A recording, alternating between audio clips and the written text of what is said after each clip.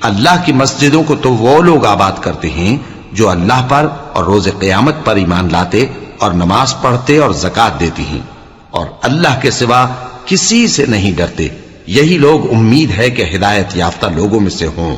کیا تم نے حاجیوں کو پانی پلانا اور مسجد حرام یعنی خانہ کعبہ کو آباد کرنا اس شخص کے اعمال جیسا خیال کیا ہے جو اللہ اور روز آخر پر ایمان رکھتا ہے اور اللہ کی راہ میں جہاد کرتا ہے؟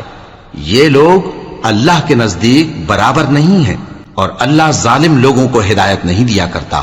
جو لوگ ایمان لائے اور وطن چھوڑ گئے اور اللہ کی راہ میں مال اور جان سے جہاد کرتے رہے، اللہ کے ہاں ان کے درجات بہت بڑے ہیں اور وہی مراد کو پہنچنے والے ہیں.